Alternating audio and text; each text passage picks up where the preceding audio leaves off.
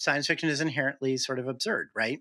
You're doing these weird speculative things in science fiction that you don't necessarily do with any other sort of genre of things.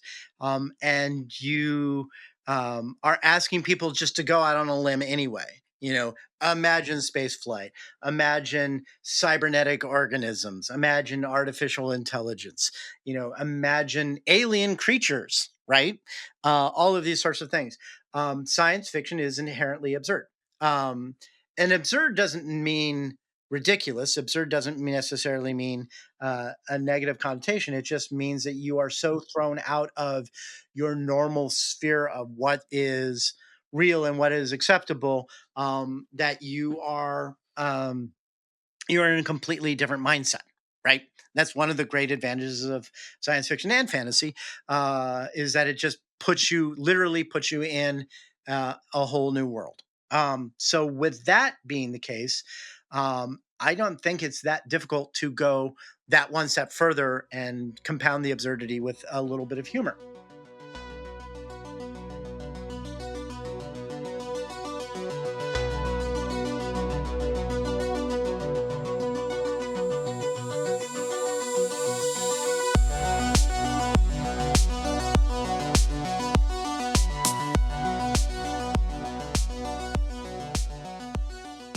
What is up, everybody? You're listening to episode 146 of SFF Addicts. I'm your host, Adrian M. Gibson, and welcome to your weekly dive into the world of science fiction, fantasy, and writing craft. Joining me this week is my co-host, my bestie from the Midwestie, the queen of my days, Greta Kelly. How's it going, Greta? I'm good. How are you doing? Doing swell, thank you. Having a lovely evening. Appreciate it. And if you want to support this swell human being, you can go pick up her latest novel, The Queen of Days, which is out now in all formats. Award-winning audiobook, which is I haven't heard the audiobook, but the book is fantastic. So good. Yeah. So if you want, you did a great job. If you want a fun heist with a bunch of beautiful shitheads, go pick up The Queen of Days. It's really the only way to explain them, yeah. And go ahead and support Adrian by picking up Mushroom Blues. It's got all the murder, mayhem, and mushrooms you could ever want in book format. Get it now. Triple M. We got this. And if you want to support MJ, she hasn't been on the show in a little while because of her day job. So buy these books so she can quit her day job if you want to pick up Among Thieves and its sequel and just enjoy more shithead characters doing more heists. Then you're going to have a fun time with the Tales of Tomorrow duology. As well, a quick note for listeners, you can support SFF Addicts on Patreon. So check the links in the description for a ton of cool extras like bonus episodes, author readings, and more. As well, don't forget to rate and review the podcast on your favorite podcast app and subscribe to the FanFiAddict YouTube channel where this and every other episode of the show is available in full video. And now joining us once again is John Scalzi, acclaimed author of the Old Man's War series, Red Shirts, the Kaiju Preservation Society, and more, along with his newest book, When the Moon Hits Your Eye. Welcome back, John. How are you? I'm good. It's been so long. I feel like, so much time has passed. So much has happened in the interim. I last spoke to Page flew off the calendar. We aged. What is going on? Yeah. Well, welcome back. It's good to have you here. And a heads up, this is part 2 of our 2-part chat with John, so I recommend checking out part 1 to get to know him better. Today, though, we're setting up the punchline as we chat about bringing the funny into science fiction. Before we dig deeper into the episode, a quick word from our sponsor. Welcome to Transference, where death and sickness are but a distant memory.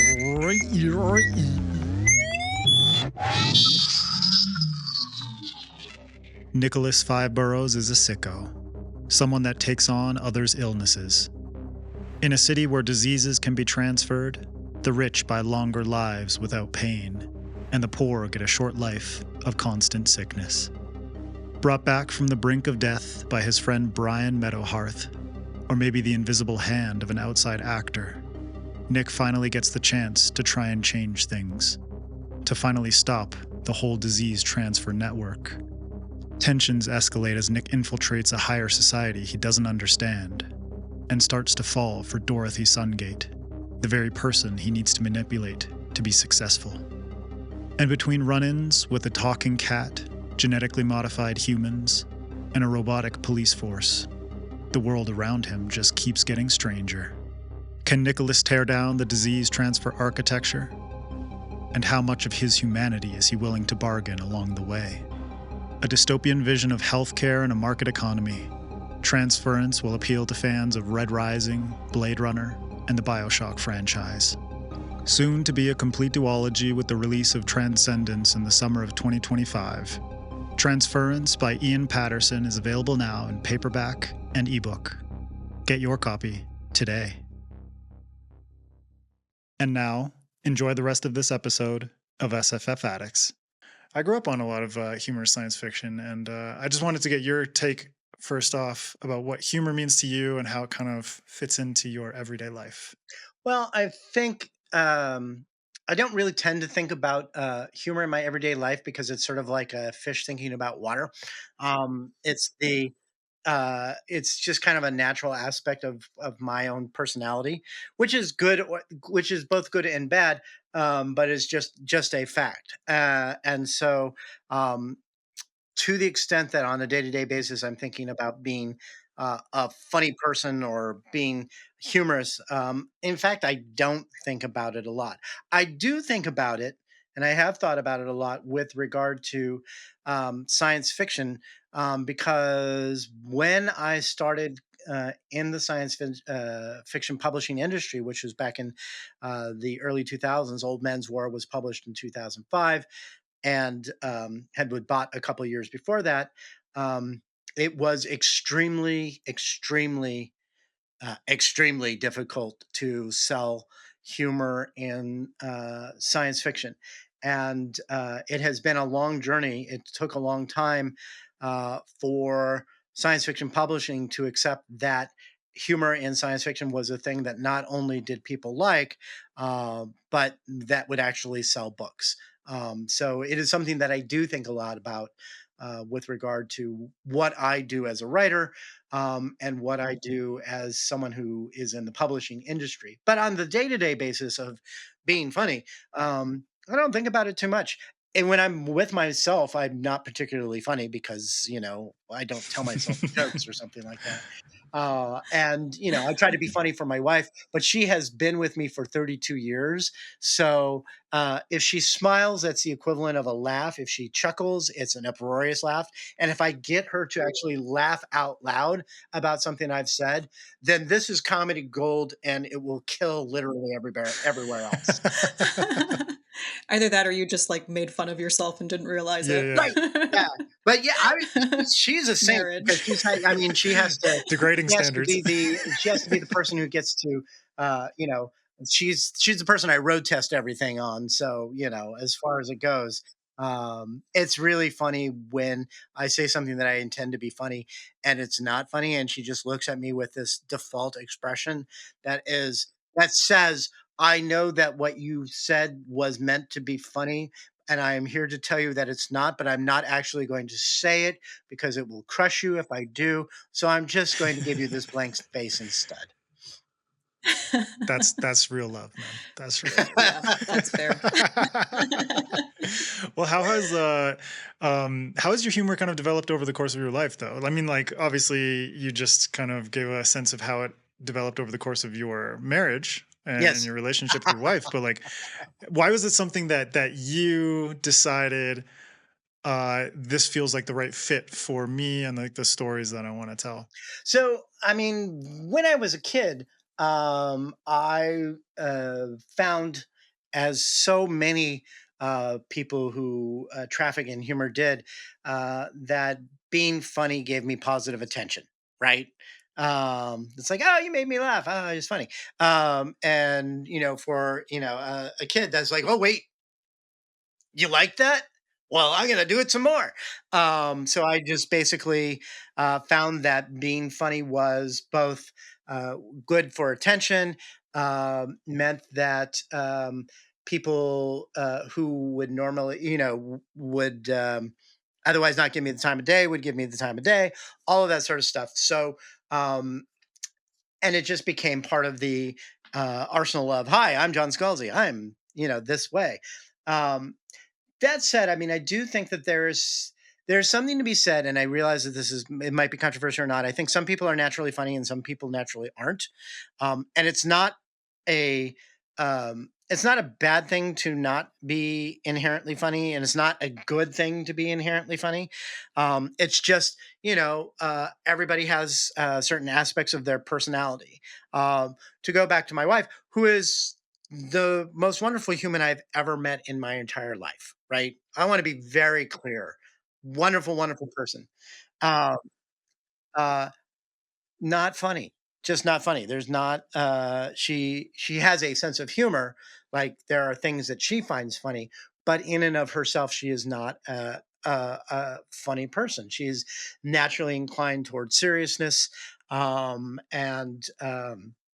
And so when she tries to tell a joke, it doesn't necessarily work because she'll be like, okay, so these guys walk into the bar. Oh, wait, I forgot to tell you that the guys were wearing, shirts, but these shirts were, and you're like, right. And so the natural rhythm of humor wasn't there. So I think there was a baseline of that aspect of my personality was just something that was inherent anyway. And then from there, you learn how to develop it. The humor is like anything else that, in its sort of raw form, could be not great. Because particularly if it's like you're being funny for attention, you might not know when you've stopped being funny and started being annoying. And actually, I have a really good example of this when Chrissy and I started going out. I had made a joke, and this ages me, by the way. I'm in my 50s, so um, we started going out in the early 90s, and I made a joke about Robert Smith, who was the lead singer of The Cure, um, uh, comparison shopping for peas, right? He'd be like, this kind of peas is 5 cents more than this kind of peas. And he just that sort of mopey thing. And so she laughed. And so I was like, oh my God, now I know how to make her laugh. So it Right. was, Robert Smith goes bowling. Robert Smith, makes an appearance on Friends, and all these other sorts of things, and it very quickly became not funny, and I didn't realize it, but I was like, because that worked once, I'm going to do it again. And it took for me. This is a real thing that happened. It took for me to do uh, Robert Smith and Elvis cover the 1977 Kenny Loggins Stevie Nicks hit "Whenever I Call You Friend," and my wife was like, "You need to stop because I'm going to kill you," right? Because this stopped being funny a long time ago, right? But I was like, but the first time it was funny. Why not funny now? Oh, and so all of that sort of stuff. You learn that there's a certain point at which you have to like reel it in, and not everything is funny, and not everything is funny with different people, and all of that sort of stuff. It's the learning curve that you have for any anything that's creative, right? You have to learn how to rein back your writing so that it does what you want it to do rather than just be a whole bunch of emotion or clever words or all that sort of stuff. If you are a musician, you actually have to learn how to listen to the other musicians that you're working with, so that it's a cohesive whole instead of you just soloing over everything else. And so yeah, it was actually a very long time for me to realize when to use humor as well as just the natural aspect of being funny. And that was, like I said, I was well into my adult years before I finally kind of got a grasp on it and was like, this is the time for funny, and this is the time for not funny, and so on and so forth. Yeah. And the Yeah. honesty that your wife gave you is the foundation for It's a, a I, I, lasting relationship. I will argue to you, in all seriousness, that one of the best things for people who are funny or who think they are funny is to have someone in their life to tell them, stop being funny now, right? That there's someone you can trust that will tell you, Teach me my limits. this is not the time. And it's still something that I struggle with. There is a maxim that I have promulgated on the internet, which is the failure mode of clever is asshole. Because we've all been said something that we thought was clever, and then somebody was like, "Why did you do that for?" And the reason that I come up with that maxim, one, because it's incredibly important on the internet, um, but the person who needs that the most is me, right? Because the temptation to be clever in every circumstance, to go for the funny in every circumstance, to be the wittiest person in the room in every circumstance. I have it. I had it when I was 25, and I have it now when I'm 55. And you learn that that's not the best thing that you can be in every circumstance, either in real life or, as it turns out, in your writing either. So the fact that I have to remind myself constantly, you don't have to be clever all the time, and that I have a wife, and friends, but particularly Chrissy would be like, "Okay, reel it in." I was like, "Oh, I'm sorry." Yeah. Well, I find it Sorry. interesting that you say when you started out that like humorous sci-fi wasn't really two things that went together. And I think a lot of people kind of still have that perception that sci-fi is the unfunny genre. I mean, Sure. why do you think that might be? And what about it has changed recently that, suddenly makes the two so obviously go together? Yeah. So a couple of things happened. I mean, there has always been science, humorous, and put that in quotes, humorous science fiction, and there were people who were trafficking in humorous science fiction in during the golden age and in the 70s and as well. So you would have people like um, Keith Laumer. You would have Asimov would occasionally do a pun-filled story, and there were other people who were doing it Douglas as well. Adams Well, no, as well. I'm getting up to Douglas Adams. Don't Ooh, okay. don't get in my way here. You Spoiler. brought me here to do it on Masterclass. Let me do my Masterclassery. Don't interject. Yes, exactly. Don't you know who I Continue, am? John. Um, Continue, sir. so yeah, no, you would have someone like Keith Laumer, or but so you would have the humor in science fiction, but it was never a primary strain, right? And then came Douglas Adams, and Douglas Adams was to science fiction humor what Star Wars was to cinematic science fiction. It's so overwhelmed everything that came before and remapped what humor was in science fiction and fantasy, that literally everything that came before was basically wiped away. Um, and so it was a runaway success. Everybody loved it, and nobody else could do it but Douglas Adams, because Douglas Adams was, well before he was a science fiction writer, he was a British pharmacist, right? As I'm fond of reminding people, there are only two people in the world who had um, uh, writing credits on Monty Python's Flying Circus who were not members of Monty Python. One of them is Neil Innes, who did the songs, and the other was Douglas Adams. So he came into science fiction already having that aspect of his humor built in. And if you are not a British farcist, it's very hard to do British farce. It just doesn't work. And so you have Hitchhiker's Guide coming in. People are like, okay, that's what funny is in science fiction. And they started doing the science fiction equivalent of, they started trying to be as funny as Douglas Adams in the way that Douglas Adams was funny. And it didn't work. And it didn't work in such a spectacular fashion that for a very, very long time, um, publishing essentially believed that no, you can't have humorous science fiction, at least not in the adult realm. You could have it in middle grade books, you can have it in juvies, as they were known at the time, all of that sort of stuff, but not in the mainstream of science fiction publishing. Which is not to say that there weren't scenes or aspects about science fiction that were funny or that were not humorous, but it was not something that they explicitly would market. So I came around. If you've ever read Old Man's War, then you know that there are scenes in Old Man's War that are actually quite funny, right? But they didn't market Old Man's War as a book with humor in it. And in fact, on the cover of the hardcover, um, the Old Man's War painting, and then they have in little tiny a stunning tale of war and survival, which I was like, I mean, sure, if you say so.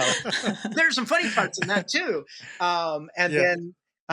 then when I sold Old Man's War, they were like, "Do you have a second book for us?" And I was like, "Well, I do have Agent to the Stars." And they're like, "No, we can't sell that because it was explicitly funny, and they didn't know how to market it."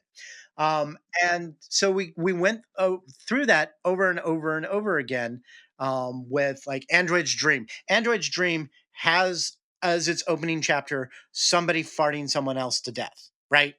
It is explicitly funny, right?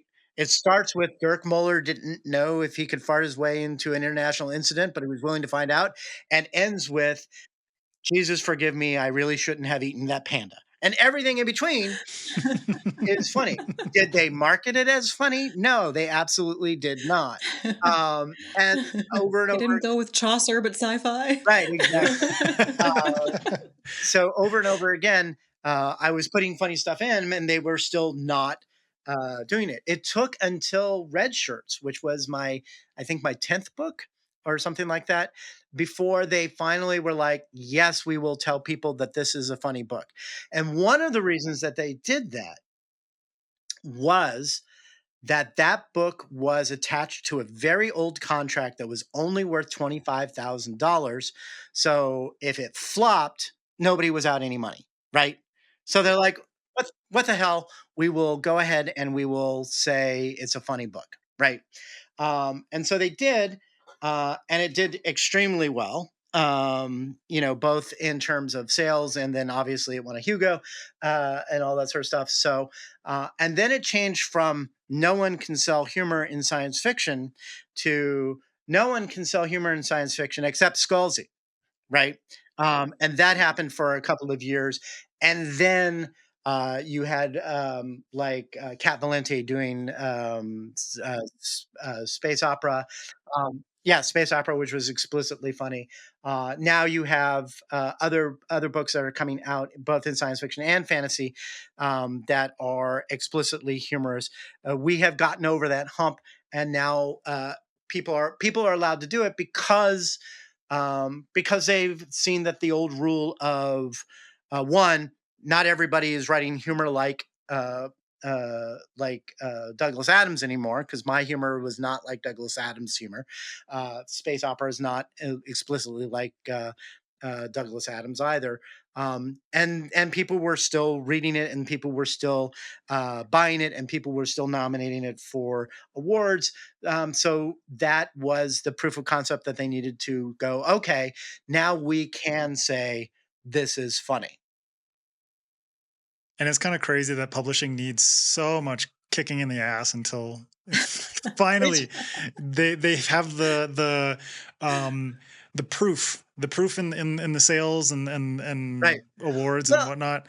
But but it took so long. it took so long. But the thing is that publishing, like any industry, is inherently conservative, right?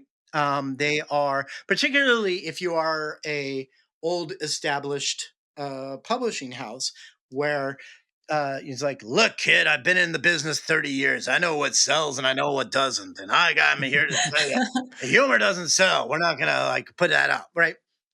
Um, and they weren't wrong. I mean, the thing, like I said, the thing is that they tried humor, and it just wasn't working because they were trying to replicate something that was inherently non-replicatable. You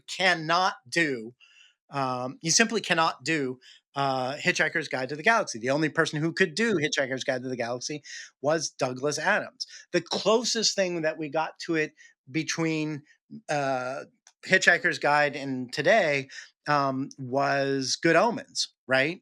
And that Yeah. was Terry Pratchett. And Terry Pratchett is the same is like Douglas Adams for fantasy. It's like nobody can replicate Mhm. nobody can replicate Douglas Adams in sci-fi, and nobody can replicate Terry Right, Pratchett in exactly, fantasy. exactly. Mhm. And the thing is that what had to eventually be seen was it's okay for things not to be Douglas Adams, right? That there are other types of humor and that you can do it.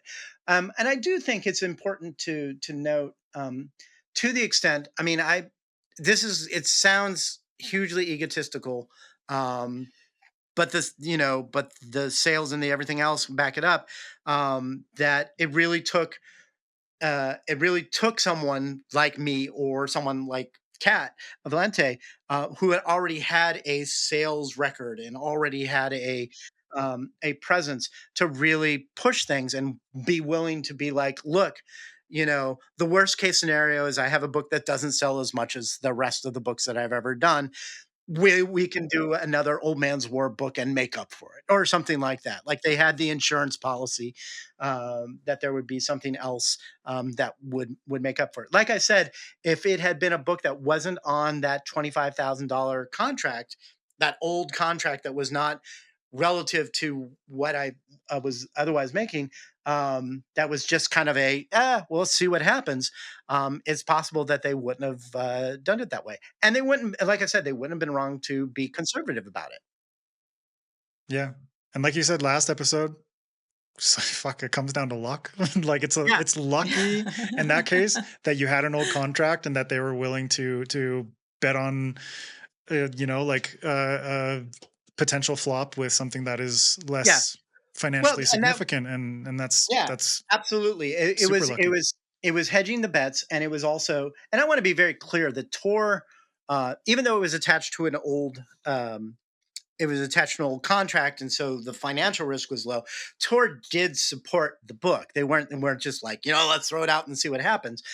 They got behind it. They toured me. They did all the sort of stuff. So, and I gave them enough faith in what I had done. I spent those, 8 or 9 books leading up to it creating the persona of John Scalzi as a writer so that we could get to the point that we could take the flyer on it. It was, and again, because they are conservative, it took them that much time to be like, okay, you have developed enough of a following.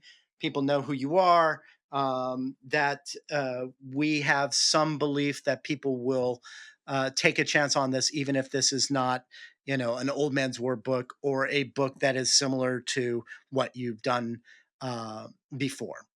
So yeah, it was the right place at the right time with the right book, and nobody else was doing it. So I was the only one. I was the only one who's like, here's this funny book. It's by John Scalzi. There's no other funny books in science fiction right now. So if you want funny, here you go. Yeah. But the crazy thing is like for me personally, I think like I remember watching the movie Galaxy Quest back in like the It late was like 90s. 1999 or something like that. Yeah. Yeah, yeah, man. Yeah. And I remember thinking like I love this combination of science fiction and humor, and it really is like such a potent combination, and it can make a story so much more enjoyable if done correctly. But you Yes, know, but why do you think science fiction and comedy kind of blend so well together, despite the fact that like from like all these years that you've explained, all these decades of trying to replicate Douglas Adams and blah blah blah, and what it took for you to kind of get a foothold, why do you think that they fit so well together, well, market aside? I mean, I think that science fiction is inherently sort of absurd, right? You're doing these weird speculative things in science fiction that you don't necessarily do with any other sort of genre of things, and you are asking people just to go out on a limb anyway.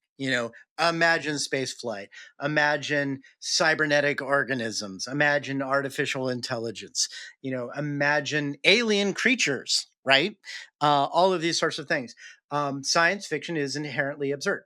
Um, and absurd doesn't mean ridiculous. Absurd doesn't necessarily mean a negative connotation. It just means that you are so thrown out of your normal sphere of what is real and what is acceptable, that you are in a completely different mindset, right?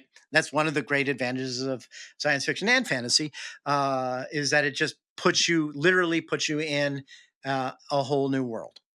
So, with that being the case, I don't think it's that difficult to go that one step further and compound the absurdity with a little bit of humor. The other thing that I think is important is that, um, so that is how science fiction is different and how humor fits in. But let's also talk about how science fiction is the same and humor fits in, which is that the human condition is inherently absurd as well. It doesn't matter whether you're writing it in science fiction or whether you're writing it in a Western or whether you're writing it in lit fic or romance. People are foolish. People are foolish, crazy creatures who do ridiculous things, and sometimes you just have to laugh at them, right? And one of the things that science fiction likes to say, sort of rather arrogantly, if you ask me, is like, "Oh, well, science fiction is the literature of ideas," right? And what they're trying to say is the primacy of the idea it's more important than other aspects of it. But I don't think that's true, because you can have really really cool ideas, but if you don't have characters that people care about, right, um then it doesn't matter how cool your idea is. There's going to be It's so much more difficult to latch onto it. Now, there are people who love hard science fiction, which is not about the characters, but it's talking about some very abstruse aspect of things, and that is the equivalent of the people who love atonal music, right? Because they love it's like, I love it for the math of it, and you're like, your brain is wired very differently, and I love You you see things for it. very differently. Yes, and Yeah. I love you for it, but, for a lot I mean, but for most people, they need humans to hang on to, or aliens, but characters. They need characters to hang on to. And part of the human condition, or the condition of intelligence in so far as we know it, is that aspect of humor. Um, and so we should not be any different in science fiction and fantasy than any other field. There should be moments of levity, even in the darkest moments that we might imagine for writing, or plotting, or any other thing. And the fact that, for so long, science fiction, particularly fantasy, I can speak less to because I don't write fantasy that much, but that we were so scared of admitting that humor is part of the human condition, and that we wanted to explore it, is a whole side conversation in itself.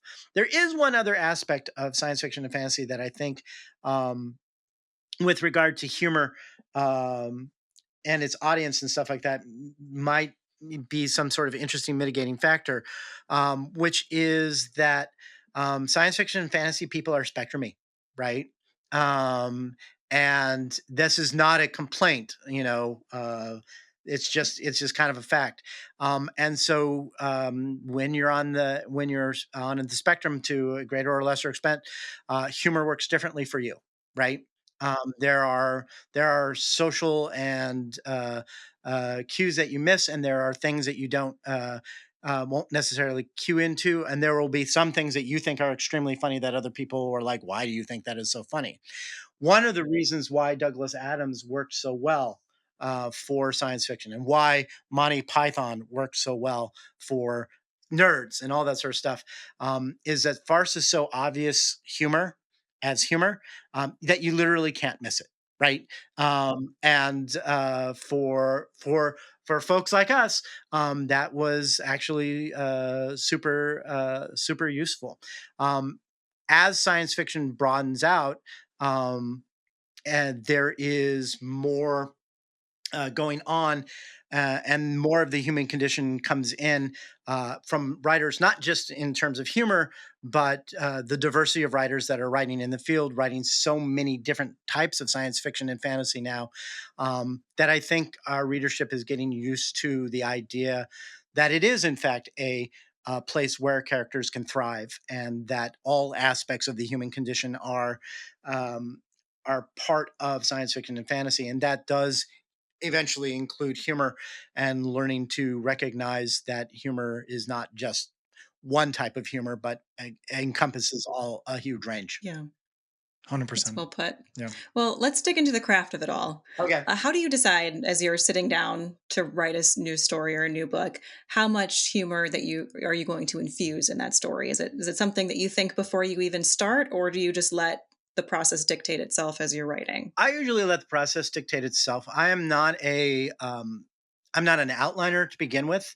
I just kind of sit down and let it go. There's that old thing: are you a plotzer or a pantser? And I hate it because both of those words just sound terrible. They Are you an really do. architect or a gardener, John? Yes, an architect is doing so much better, but I don't even know what that means. But I think it's more of, are you a control freak or are you a chaos goblin, right? And I am a chaos goblin. It's like I don't know what I'm doing until I sit down and I start writing it, and I'm like, oh, I get it now. I know where I'm going with this. So I don't really start off generally thinking about whether something's going to be explicitly humorous or not, unless I sit down and be like, okay, this is going to be a funny piece. And I'll give you an example of that, which was in 2011. We did a story that was intentionally meant to be an April Fool's piece. It was the Shadow War of the Night Dragons, book one, The Dead City. And part of the April Fool's joke was that they had signed me for a fantasy trilogy, right? That was going to be called Shadow War of the Night Dragons.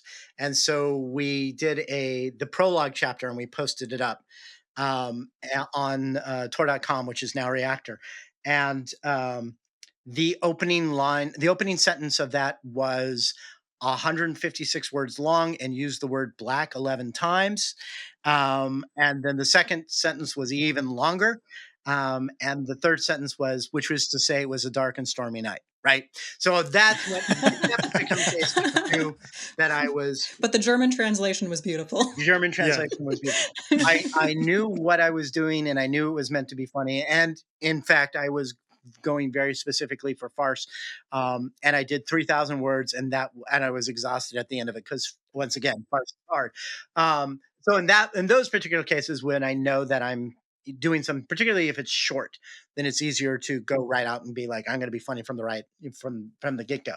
But with writing the novels, a lot of it is let's start writing and let's see how the characters announce themselves, what sort of people they are, and how they are going to do things and what circumstances arise.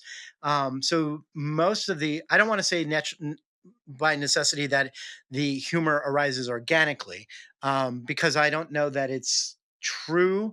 Because every once in a while I'll be like, all right, there should be some funny stuff here, and then I'll do something funny. But that comes out of just the sitting down to doing the writing.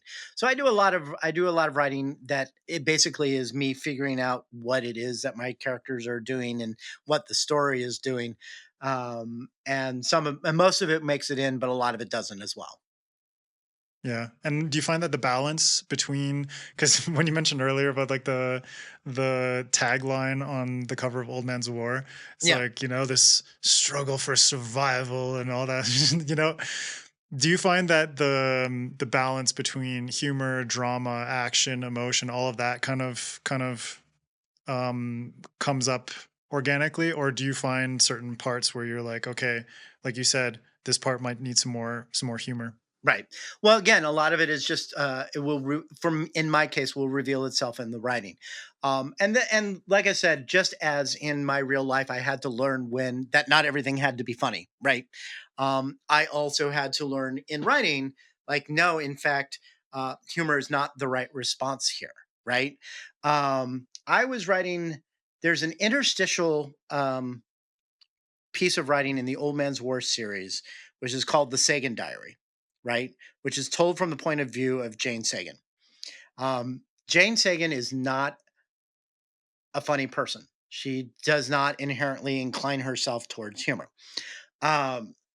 So when I was writing her, I had to fight really hard to actually not be funny, right? To actually like rein that in, because that's not who the character was. And it was very difficult for me to do. It was a novelette. It was like 17,000 words. It was very hard for me to do 17,000 words with no real explicit humor in it, right? Where someone is going for a witty line or a wry observation or any of that sort of stuff. And there were times where I would get sort of stymied with it because it was such an alien thing to me, and and my brain was just like, go ahead, be sarcastic here. Go ahead, say the funny thing, say the funny I thing. fucking dare you. Yeah, make it work. It'll be easy. It'll be fine. And I couldn't, and I literally couldn't do it because that wasn't the character. Um, so what you do, you have to learn not to do the humor, because this is the other thing is like I think all writers have particular gifts, right? The things that they do really well, and that uh, there's a low learning curve for them for that.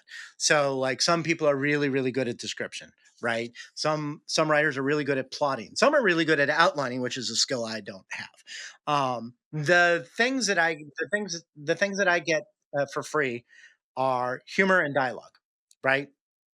And that's great because humor and dialogue are hard for a lot of people. But there's a real the flip side of that is that because humor and dialogue are easy for me, they have a real opportunity to become a crutch. Right, that they are. Sorry, let's use something different than ableist language here.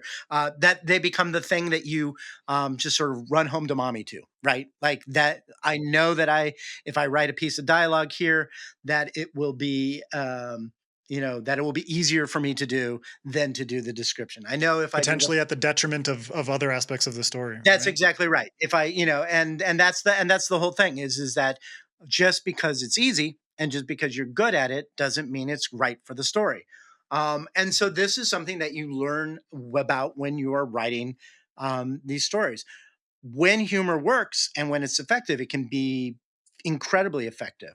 When you are using it to hide the deficiencies in your own writing, and your own plotting, and everything else, then it's terrible, and everybody can tell, right? Like this story does not affect me the way that it should affect me. And the other thing that I think that's really important, unless you are doing a overtly farcical thing, which is again incredibly tough to do, you need the dynamic range of emotions, right? That so that the funny things are funnier, the tragic things are more tragic. I almost said tragicer, but that's not a word.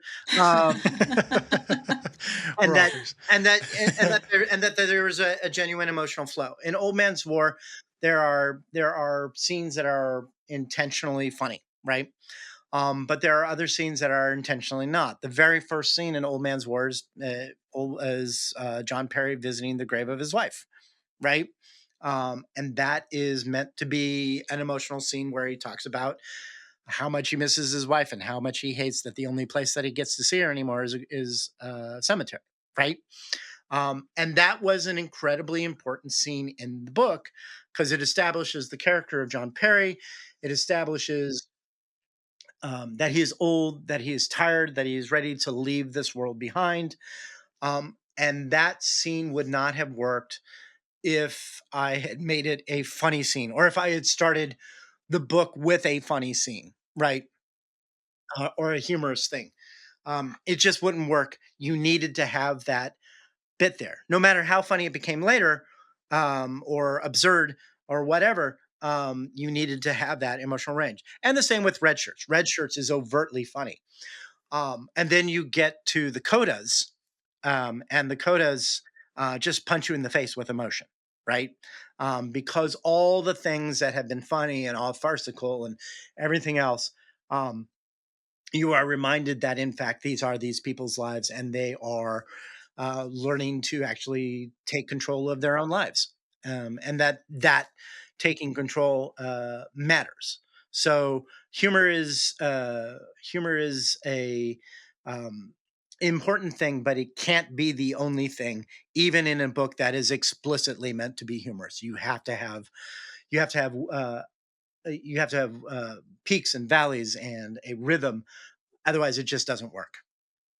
Yeah, and central to that is character and sort of like the narrative style that you Yes. choose. You know, like your newest book, very specific narrative style that you Yeah. were referencing last episode. That is not what people are used to. But then a lot of your work has a very straightforward narrative style, Yeah. with more or less like single POV characters. But like when it comes to that narrative style, characters and that kind of thing, those are like the vehicles through which humor is delivered to the readers. So how Sure. do you go about choosing how to best convey the tone and the humor that you want for any given story? See, and this is an interesting thing because one of the criticisms that people have had of me, and it's a legitimate criticism, even if I don't necessarily agree, is that the my characters all sound alike, right? They just sound like Scalzi is the thing that I hear a lot of. And it's a fair criticism because the type of dialogue that I do and the type of things that I have people do um, is as a very specific thing. There, most of my characters are uh, fairly intelligent and fairly quick with a quip, right? And there are reasons for that, which is that it makes for the reading going very quickly, and you can, if people are not paying attention to um, anything but what the characters are saying, you can get through a lot of information super quickly, and so on and so forth. But the flip side of that is the uh, the type of characters that they are can sound samey. And that is, and like I said, that is a legitimate criticism. Now, on the flip side of that, my defense is: do you really want me to write a whole bunch of really boring characters who are not that smart? Because that's not necessarily great for the story. Um, and I think for there's some contingent of my readers who can tell the difference between the witticism of one character and the witticism style of another. And so a lot of that is when you are developing new characters, um, how how they are using the language, how they are presenting themselves, what they are doing, and how they are saying the things that they're saying. I'll give an example for the interdependency series, right? That it has three primary characters. It has Kiva Lagos. It has the Emperor, Grainland, and it also has Mars Claremont. Um, all very smart people. All kind of quick off the uh, The quick off block. yes, click off the block in terms of talking and stuff like that. But to me, they all sound very, very distinct. Kiva Lagos is just filthy mouth, says what she's thinking all the time and straightforward. Um, the Mars is a lot more subtle and a lot more sort of restrained because his particular sense of presentation and humor is not overt. He's more of an introvert sort of person. And then Grayland is very much of I'm slightly overwhelmed, but I have to pretend to be actually smarter than I am. So I'm going to cosplay as this much more formidable person because I don't have a choice. And I think that to some extent, depending on what you're used to as a reader, you might be able to discern that stuff or you're not. And this sounds like, I want to be very clear, it sounds like I'm saying, well, you're not smart enough to understand what I'm doing, which is not the case. What I'm saying is that that there are readers who like specific sorts uh, of dialogue. They like specific sorts of characters. They like specific sorts of scenarios, and so on and so forth. And so they can because that's something that they're very interested in, see the distinctions within that type of writing that they won't necessarily see in another type of writing, and vice versa.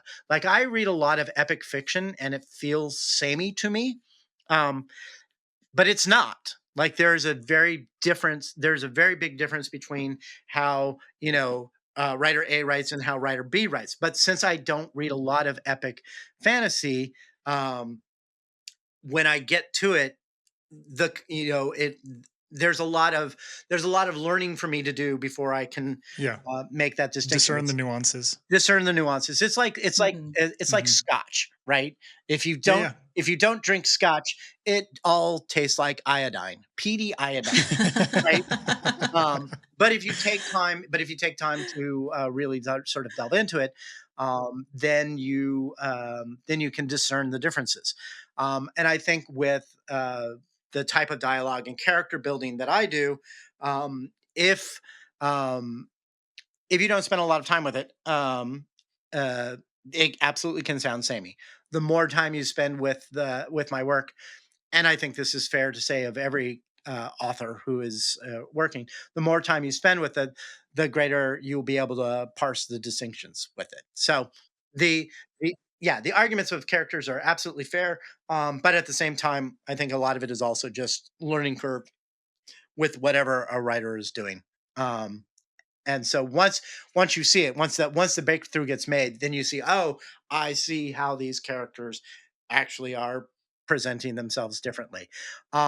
And also ultimately the thing is to the extent that what I'm doing is working for me, both as a creative person and as a person who needs to eat. I'm going to continue to do it anyway. So If it Well, pays the cheers to bills and it that. feels natural, then right, it's exactly. perfect. It's just Yeah. like you should do this, but it's like, but No. I could Yeah. do that. Counterpoint. Or Yeah. No. counterpoint, I need, but and this is the other thing is that the the blessing and curse of becoming successful as a particular type of writer. For example, like I am known to be a fairly light writer in the sense that my stuff is very approachable. My I've referred friends to your work as like popcorn sci-fi. Right, exactly. Exactly. So very approachable, very light, very easy to get into. You can give it to people who haven't read science fiction before and they're not going to be intimidated by it and so on and so forth. And that's great. But it also means that if I came to Tor and was like, this one is all depressing all the time, everybody dies, there's very little dialogue, and all that sort of stuff, they're like, well, we will publish it, but why? Right? Yeah. And so there is Are that. you okay? Are you going through things at Yes. home? Do you need a hug?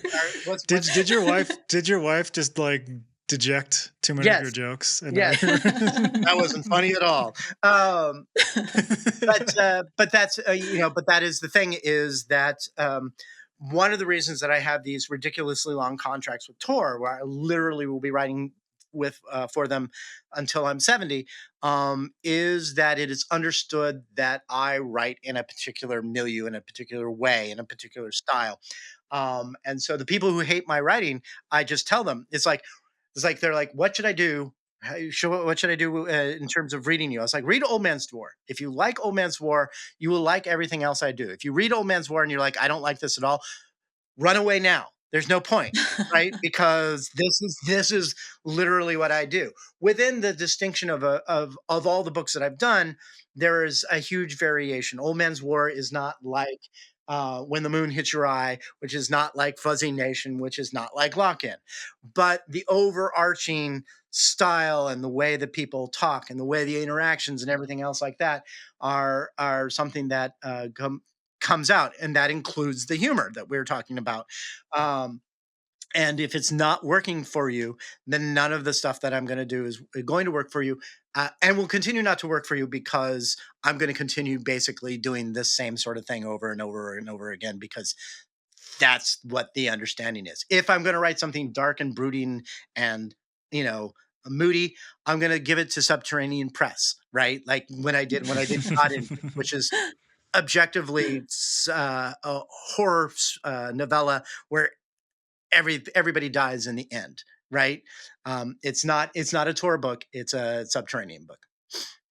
Yeah. Well, it's perspective, right? Difference between horror and humor or horror and romance. It's Yes, just exactly. it's perspective. Yeah. Yeah. On a world building level, do you find that there are certain aspects, whether it's technology or the creatures that exist or even like physics of the world that you maybe not design with humor in mind, but that you go in and you think of the idea and you're like, oh, this would be a great way to infuse a little bit of levity into this Oh, science absolutely. fictional world. Oh, absolutely. Absolutely. The thing is I think there's an opportunity for humor in almost everything, right? Um, and uh, and the two things are: is it appropriate in the context of the story, and do you have the nerve to actually pull it off? And to go back to the android's dream, right, where the first chapter is literally using a piece of technology to fart somebody to death, right?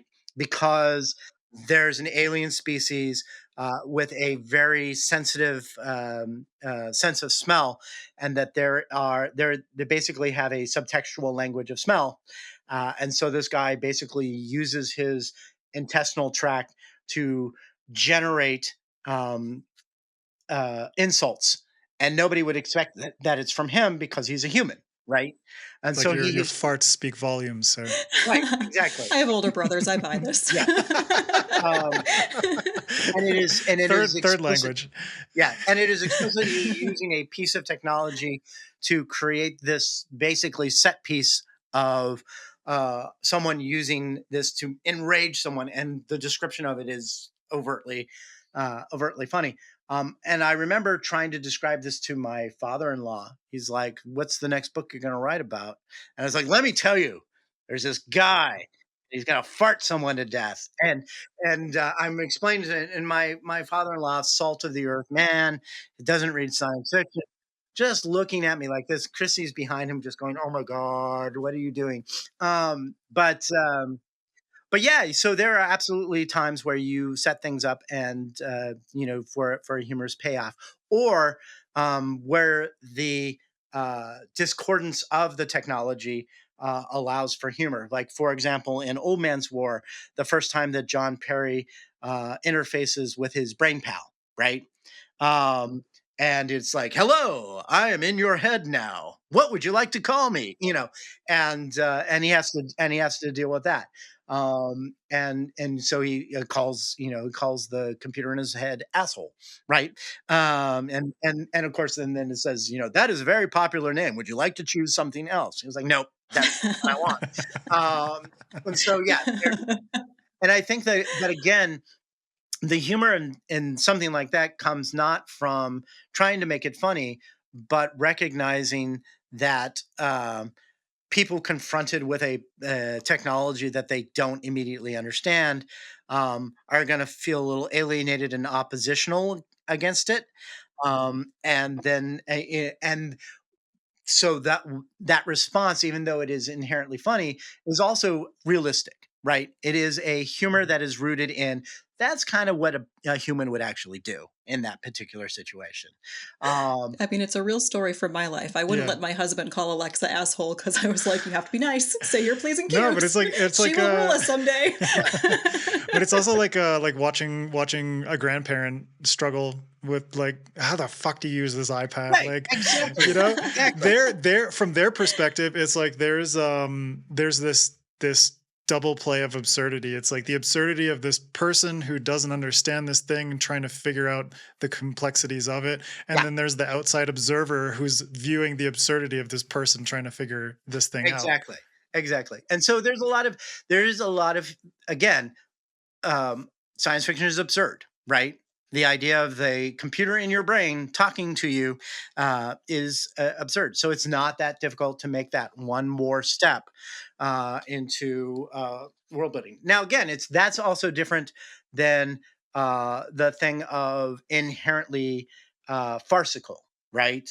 Um, uh, World building, because that the dynamic is different. The dynamic between farce and the dynamic between situational humor is a very, very sort of different thing. And I do tend to go more towards situational humor than I do toward farce, as much as I can, which sounds absurd considering the next book is about the moon turning to cheese. But work with me here. Most of the humor of that book really is situational because it is humans dealing with it on a human level, not the absolute farcical aspect of the moon being turned to cheese in and of itself. That's like the broader farcical concept of it, but within that, Right. the situational humor Right, really exactly. And really that's delivers the That's everything more. just the icing for the existential trauma that awaits beneath. yes, exactly. But I The think cheese that spread, yes, Greta, The but I not the think that cheese icing. spread. Yes. that's really kind of an important thing because the world building has to have, again, what we're talking about, the world building has to have the capacity for emotional range. Not regardless of how farcical the idea is, you want to be able to have it build in humor, you want to be able to have it build in pathos, you want to have everything available to you, whether or not you actually take advantage of it or not. And again, science fiction is inherently absurd, so you can get a lot of humor out of it if you decide to actually like root around with your screwdriver. Yeah, I completely agree. And science fiction is also niche, and I think there's something about humor. Every person has their particular sense of humor and their Yes. the types of sort of comedic niches that they find themselves attracted to. So how do you approach the fact that humor is so subjective, and So every individual likes their own comedic niche, but also yes, the fact that within fiction, science fiction is a niche. yes, science fiction is a niche, but I want to make the argument that it is no more niche than any of the other things that are published. I mean, literary fiction is niche. It really is. If you look at what sells, it may be more of a niche than science fiction and fantasy. Right, Rebecca Yarros is up there, stomping up at the top of the New York Times list for months on end. I was really happy when her book came out in January because it means that when my book comes out in March, maybe I'll get on the lower rung of the New York Times bestseller I got a list. shot. I got a shot. Yeah, it's like there's enough space between me and her that maybe I'll be able to like get number 14. We'll see. Uh, You're like, I'm but gonna hit Sharing Onyx is Storm in caring, the face Rebecca. with a Come big on. yeah, pizza no, no, pie. no, no. I am thrilled that she is doing as well as she's done. It's the rising tide lifting all boats sort of thing. So it's absolutely not a knock on her and all the people who are like, oh, romanticy. Rah, rah, rah, rah, rah, rah, rah. It's like, honey, romanticy is paying for publishing right now. You should be happy that it exists. Be that as it may. We are selling tons. Science fiction is selling, and fantasy is selling tons. We are no more niche than anybody else. So, yes, it's a niche, but so is every other thing. And with the exception of romance, romance kills us all. Yeah. It's what 40% of the market. Fine. Uh, but you made a very important point, which is that humor is incredibly subjective, right?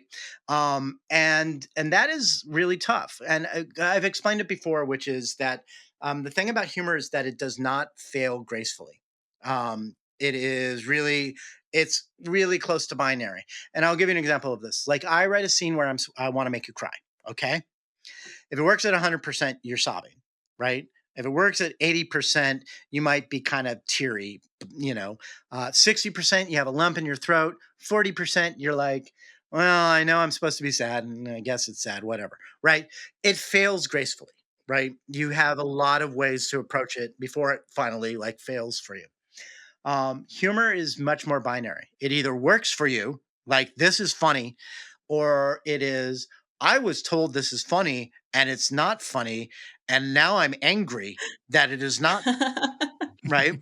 Um, Or red just shirt, as bad, that uncanny valley of, is this funny? right. Yes, Right. Yeah, yeah, yeah, yeah, yeah, yeah. Yeah.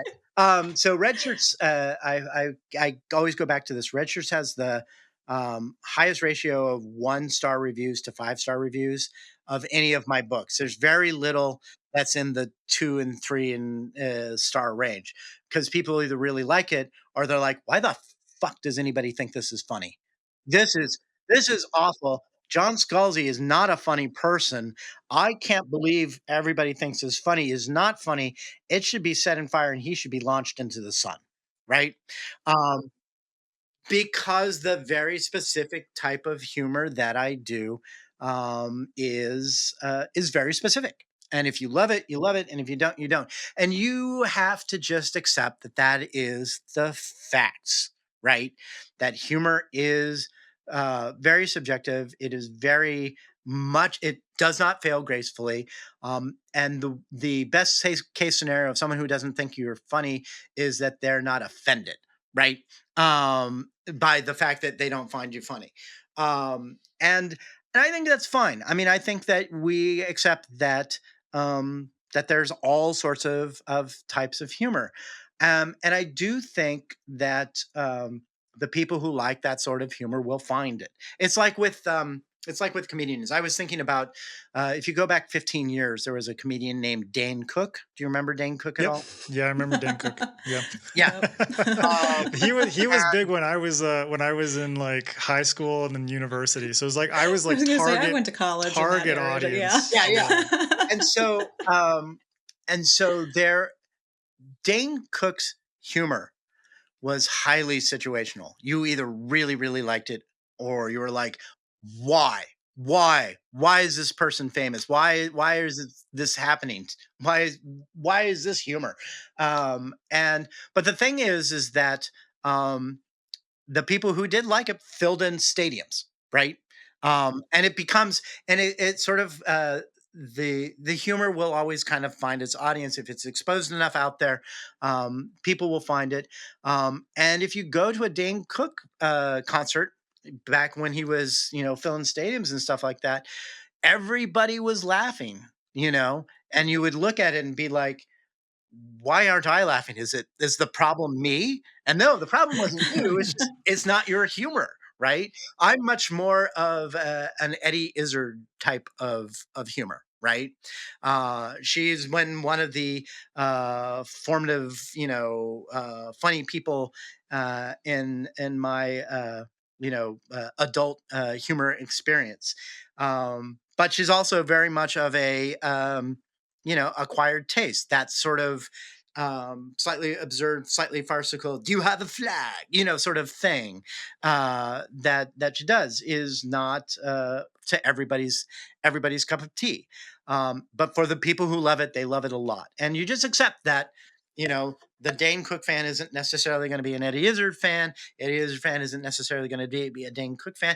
And yet there's an audience for both of them, and they can thrive without their Venn diagrams touching at all. So, um, don't worry about your humor being accessible to everyone. Just make it so that the people who love it will really love it. And I think that is a That's beautiful note to fair. end on. Yeah. Yeah.